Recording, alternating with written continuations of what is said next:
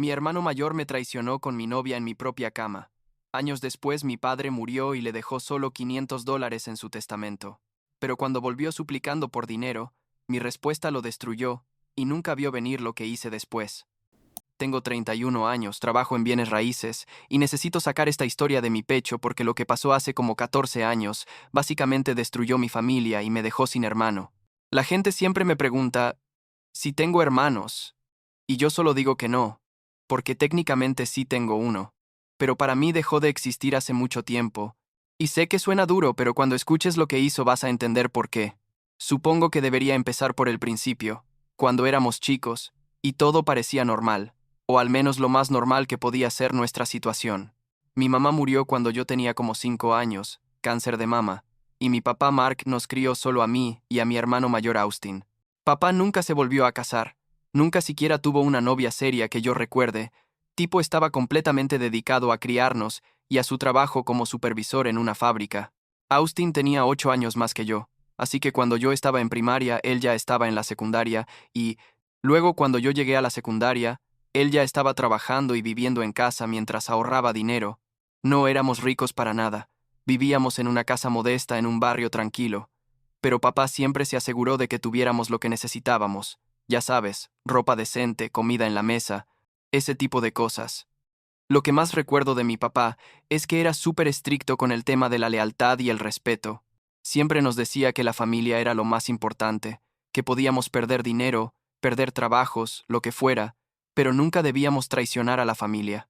Era casi como su filosofía de vida, supongo, y yo lo admiraba un montón por eso, porque era un tipo que realmente vivía según sus valores. Austin y yo crecimos escuchando esas lecciones todo el tiempo.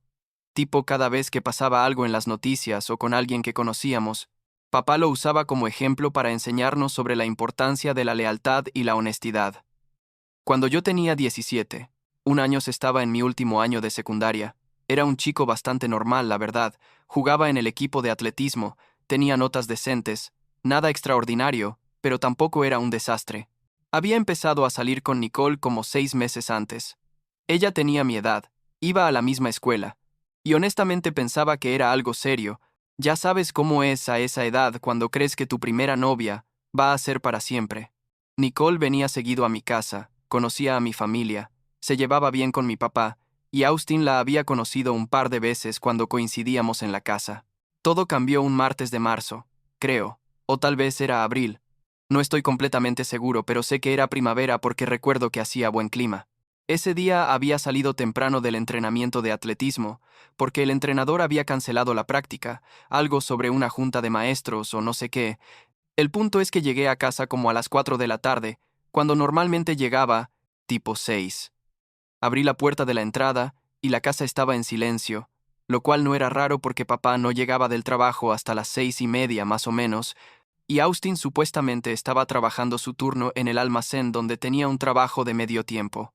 Subí las escaleras para ir a mi cuarto, y cuando llegué al segundo piso, escuché ruidos raros viniendo de mi habitación, tipo como murmullos y movimiento, y mi primer pensamiento honestamente fue que tal vez habían entrado a robar o algo así.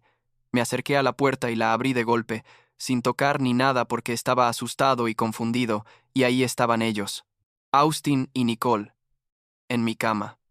Y cuando digo que estaban ahí, no me refiero a que estaban sentados platicando, me explico. No sé cuánto tiempo me quedé parado ahí en la puerta. Probablemente fueron solo unos segundos, pero se sintió como una eternidad. Nicole gritó y trató de cubrirse con las sábanas, y Austin se quedó ahí sentado con esta cara de pánico absoluto, y yo simplemente no podía procesar lo que estaba viendo. Mi cerebro literalmente se negaba a aceptar que mi hermano mayor, el tipo que se suponía debía cuidarme y darme el ejemplo, estaba acostándose con mi novia en mi propia cama. No grité ni nada dramático, lo cual hasta el día de hoy me sorprende porque normalmente soy bastante explosivo cuando me enojo, pero en ese momento solo sentía como si estuviera bajo el agua, todo sonaba amortiguado y lejano. Lo único que dije fue algo como, ¿qué mierda están haciendo? Y Austin empezó a tratar de explicar, diciendo que lo sentía mucho, que no sabía cómo había pasado, toda esa basura típica que dice la gente cuando los cachan haciendo algo imperdonable. Nicole también estaba llorando y tratando de hablar, pero yo no podía ni mirarla. Solo le dije que se vistiera y se largara de mi casa. Y luego salí de la habitación y bajé las escaleras. Me senté en el sofá de la sala temblando, no de frío sino de pura adrenalina y shock, y esperé a que se fueran. Los escuché bajando las escaleras como 10 minutos después. Austin intentó acercarse a mí, pero le dije que se alejara, y Nicole salió corriendo por la puerta del frente llorando. Austin se quedó ahí parado en medio de la sala diciéndome que necesitábamos hablar, que no era lo que parecía, todas esas estupideces, y yo solo le dije que se callara, y que esperara a que llegara papá porque yo no iba a ser el único lidiando con esto. Papá llegó a su hora normal, tipo 6:30, y cuando entró a la casa y nos vio a Austin y a mí sentados en el sofá sin hablar, con esas caras que teníamos, inmediatamente supo que algo malo había pasado. Se quitó sus botas de trabajo, se sentó en su silla favorita y dijo, «Está bien. ¿Qué pasó?» Yo miré a Austin, esperando que él tuviera las agallas de confesarlo, pero solo se quedó ahí callado, mirando al piso, así que terminé contándole yo. Le dije exactamente lo que había visto, sin adornos ni exageraciones, solo los hechos. La cara de mi papá cuando le conté es algo que nunca voy a olvidar. No gritó ni se puso rojo de la ira como yo esperaba. En lugar de eso se puso pálido y se veía como si lo hubieran golpeado en el estómago. Se quedó sentado ahí en silencio, por lo que parecieron horas, pero probablemente fueron solo unos minutos. Y luego miró a Austin y le preguntó si era verdad. Austin asintió con la cabeza sin levantar la vista. Y papá solo dijo, «Levántate y empaca tus cosas. Tienes 1 hora para salir de mi casa». Austin finalmente levantó la cabeza y empezó a suplicar, diciendo que lo sentía, que había sido un error, que no tenía a dónde ir, pero papá solo repitió, «Tienes 1 hora», y ni siquiera lo estaba mirando cuando lo dijo. Yo nunca había visto a mi papá así, tipo completamente frío y cerrado, y era aterrador honestamente. Austin me miró como esperando que yo dijera algo o intercediera por él, pero yo solo desvié la mirada. Porque no había nada que decir. Él había cruzado una línea que no se podía descruzar. Austin subió las escaleras y lo escuchamos moviéndose por su cuarto empacando cosas, y papá y yo nos quedamos sentados en la sala sin hablar. Como 45 minutos después, Austin bajó con 2 maletas grandes y una mochila, se paró en la entrada de la sala y dijo de nuevo que lo sentía, que esto no iba a terminar así, que éramos familia, y papá solo le respondió, «Ya no, ahora lárgate». Y así fue como mi hermano mayor se fue de la casa donde habíamos crecido juntos. Sin una despedida real, sin un abrazo, sin nada. Las siguientes semanas fueron súper raras. La casa se sentía vacía de una manera que no había sentido ni cuando murió mi mamá, porque al menos en ese entonces teníamos unos a otros para apoyarnos, pero ahora había esta ausencia pesada de Austin que nadie quería mencionar. Papá nunca hablaba de él. Tipo, si yo mencionaba su nombre, papá solo cambiaba de tema o se levantaba y se iba a otra habitación. Terminé con Nicole, obviamente. Ella intentó llamarme como 1000 veces durante esas primeras semanas, pero yo nunca contesté. Eventualmente se rindió y eso fue todo. Los años pasaron, y no volví a tener contacto con Austin. Terminé la secundaria, me mudé a una ciudad cercana para ir a la universidad, estudié administración de empresas, y eventualmente conseguí trabajo en una agencia de bienes raíces. Durante todo ese tiempo Austin fue como un fantasma. Yo sabía que existía en algún lugar, pero no sabía dónde ni qué estaba haciendo con su vida, y honestamente no me importaba. Papá tampoco hablaba nunca de él, tipo lo había borrado completamente de su vida, y yo seguí su ejemplo. Cuando yo tenía como 26 años, casi 27, papá empezó a sentirse mal. Al principio, eran cosas pequeñas, cansancio, pérdida de apetito, ese tipo de cosas que puedes ignorar o atribuir al estrés o a la edad, pero eventualmente se puso tan mal que lo convencí de ir al doctor. Los resultados fueron devastadores. Cáncer de páncreas en etapa 4. Básicamente una sentencia de muerte. Los doctores dijeron que tal vez le quedaban 6 meses, 1 año si tenía suerte. Me mudé de regreso a casa para cuidar de él porque no había forma de que lo dejara solo durante esto. Dejé mi apartamento, pedí una licencia temporal en el trabajo y básicamente dediqué el siguiente año a estar con mi papá. Fue duro, muy duro, verlo deteriorarse poco a poco, este hombre que siempre había sido tan fuerte y capaz, volviéndose cada vez más débil y dependiente. Pero también fueron buenos momentos en cierto sentido. Ya sabes, pasamos mucho tiempo juntos, platicamos de cosas que nunca habíamos platicado. Él me contó historias de mi mamá que yo no conocía, ese tipo de cosas. Durante todo ese tiempo, yo me preguntaba si debía intentar contactar a Austin para avisarle que papá se estaba muriendo.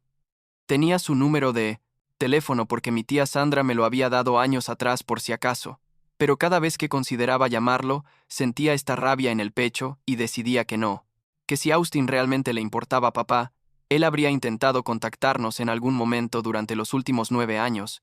Eventualmente se lo mencioné a papá, le pregunté si quería que intentara contactar a Austin, y él solo negó con la cabeza y dijo que no, que había tomado su decisión hace mucho tiempo, y que no iba a cambiar de opinión ahora. Papá murió en casa, en su propia cama, un lunes por la mañana de octubre. Yo estaba ahí con él, sosteniéndole la mano, y sus últimas palabras fueron diciéndome que estaba orgulloso de mí y que cuidara de mí mismo. Fue pacífico al final, supongo, si es que esas cosas pueden ser pacíficas. Después de que falleció, llamé a la funeraria, llamé a mi tía Sandra para avisarle, empecé a hacer todos los arreglos necesarios para el funeral. Tía Sandra me preguntó si había avisado a Austin y le dije que no, y ella insistió en que debía hacerlo, que sin importar lo que hubiera pasado a Austin, tenía derecho a saber que su padre había muerto y a ir al funeral si quería. Así que finalmente marqué ese número que había tenido guardado por años, y cuando Austin contestó y escuchó mi voz, se quedó en silencio por un segundo antes de preguntar qué pasaba. Le dije directo: papá murió esta mañana.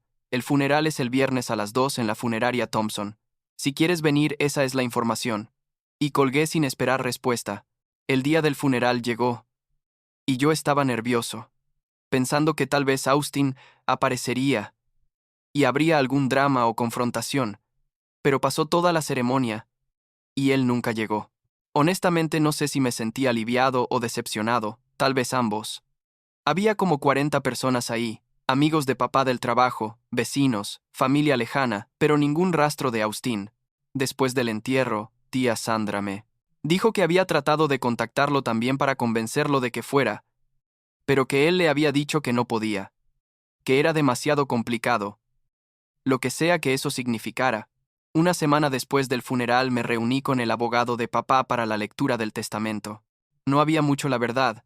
Papá no era rico, pero había dejado la casa que ya estaba casi pagada, sus ahorros que eran como $50,000, su camioneta que ya tenía sus años pero todavía funcionaba bien, y algunas cosas personales. El testamento era bien claro, todo para mí excepto $500 que dejaba para Austin, con una nota que decía: esto es más de lo que mereces, pero es lo que tu madre hubiera querido. Pasaron como 3 semanas después del funeral cuando recibí un mensaje de texto de Austin. Decía: hola, sé que han pasado muchos años, y que probablemente no quieres hablar conmigo, pero necesitamos hablar sobre papá y la herencia. ¿Podemos encontrarnos en algún lugar neutral? Lo leí como 5 veces, sin poder creer que su primer contacto conmigo en casi 10 años era para hablar de dinero. No le respondí de inmediato. Me tomé 2 días para pensar qué hacer, y finalmente le respondí diciendo que podíamos vernos en una cafetería cerca del centro el sábado por la mañana. El sábado llegué a la cafetería 10 minutos temprano, y pedí un café mientras esperaba. Austin llegó puntual, a las 10 en punto como habíamos acordado, y cuando lo vi caminando hacia mi mesa fue súper extraño porque obviamente había envejecido. Tenía como 35 años ya, pero también se veía cansado y descuidado de una manera que no esperaba. Nos saludamos con un hola incómodo, y él se sentó frente a mí, sin pedir nada. No perdió tiempo con charla casual ni nada. Fue directo al punto. Me dijo que había escuchado por tía Sandra sobre el testamento, y que no le parecía justo que papá le hubiera dejado solo $500 después de haber sido su hijo por 25 años antes de que pasara lo que pasó. Yo solo lo miré sin decir nada al principio, porque no podía creer que realmente esperara que yo sintiera lástima por él. Le dije que papá había sido muy claro en su testamento, que había tenido años para cambiar de opinión si hubiera querido, y que yo no iba a cuestionar sus decisiones. Austin empezó a argumentar que técnicamente, la casa y el dinero deberían dividirse entre los dos como hermanos, que lo que había pasado entre Nicole y él había sido un error de juventud y que no debería haber arruinado toda su vida. Lo interrumpí y le dije que un error de juventud es reprobar un examen o chocar el carro, no acostarte con la novia de tu hermano menor en su propia cama, y que además no era solo ese acto, sino el hecho de que después de eso, él había desaparecido completamente durante 10 años, sin intentar arreglar las cosas ni una sola vez.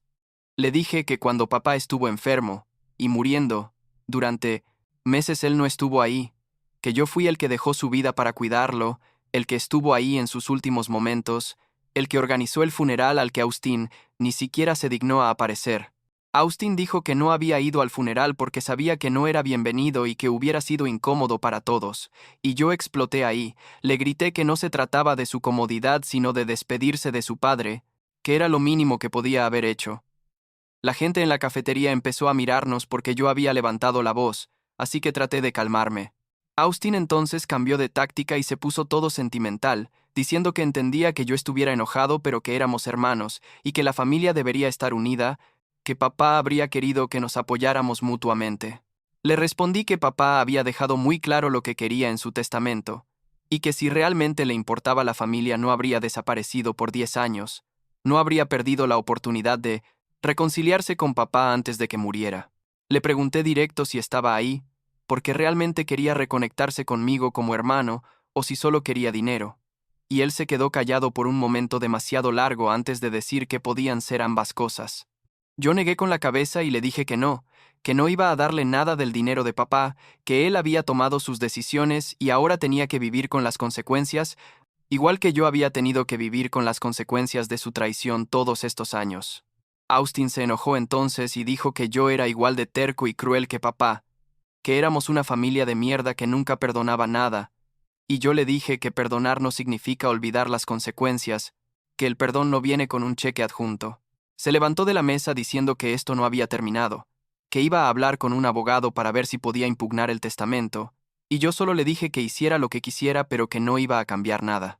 Se fue de la cafetería sin decir adiós, y yo me quedé ahí sentado con mi café ya frío sintiendo esta mezcla de rabia y tristeza. Durante las siguientes semanas, tía Sandra me llamó varias veces tratando de mediar, diciéndome que Austin era mi único hermano y que papá no hubiera querido que termináramos así, completamente separados.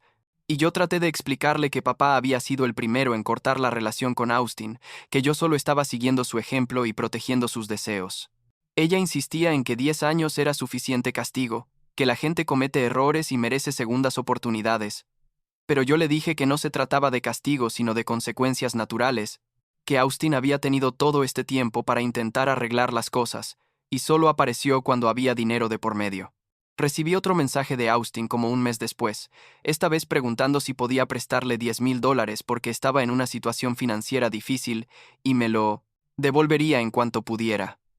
Ni siquiera le respondí ese mensaje, solo lo dejé en leído y bloqueé su número.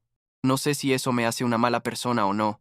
Honestamente todavía no estoy seguro, pero lo que sí sé es que no le debía nada a alguien que solo me buscaba cuando necesitaba algo. Vendí la casa de papá como 6 meses después porque no tenía sentido mantenerla cuando yo ya tenía mi vida en otra ciudad, y usé ese dinero más los ahorros de papá para hacer un pago inicial en un departamento nuevo y reinvertir el resto. Tía Sandra me dijo que Austin se enteró de la venta y que estaba furioso porque yo no le había avisado ni le había dado la oportunidad de comprar la casa o al menos llevarse algunos recuerdos, pero francamente no me importó porque él había tenido meses para expresar interés en algo que no fuera dinero y nunca lo hizo. Ahora tengo 31 años y vivo una vida bastante normal. Trabajo en mi agencia de bienes raíces, salgo con una chica que conocí hace como 8 meses, tengo amigos, hago cosas los fines de semana, todo normal. La mayoría de la gente no sabe que tengo un hermano, porque como dije antes, cuando me preguntan solo digo que no, es más fácil que explicar toda esta historia. A veces me pregunto qué hubiera pasado si las cosas hubieran sido diferentes. Si Austin hubiera sido un mejor hermano, si papá hubiera sido más dispuesto a perdonar, si yo hubiera sido menos parecido a papá en mi forma de manejar las cosas. Pero al final del día, siento que tomé las decisiones correctas, o al menos las decisiones que tenía que tomar para protegerme a mí mismo y honrar la memoria de mi papá.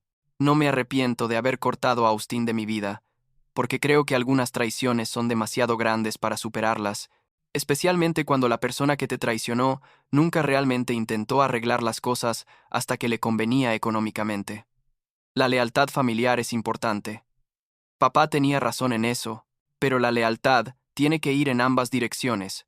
y Austin demostró hace mucho tiempo que él no entendía ese concepto. No sé qué está haciendo Austin ahora, dónde vive, si tiene familia propia, nada de eso, y está bien así. Tía Sandra ocasionalmente me da actualizaciones que yo no pido.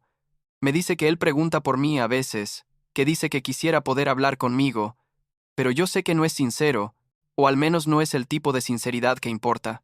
Si realmente quisiera reconectarse como hermano, lo habría intentado antes, cuando no había herencia de por medio, cuando papá todavía estaba vivo y había posibilidad de arreglar las cosas antes de que fuera demasiado tarde. A veces me siento solo siendo hijo único efectivo, especialmente en momentos importantes o cuando necesito tomar decisiones grandes y no tengo familia cercana con quien consultarlas, pero prefiero esa soledad a la alternativa de tener a alguien en mi vida en quien no puedo confiar. Supongo que esa es la lección más importante que aprendí de todo esto, que es mejor estar solo que rodeado de gente que solo te busca cuando te necesitan para algo.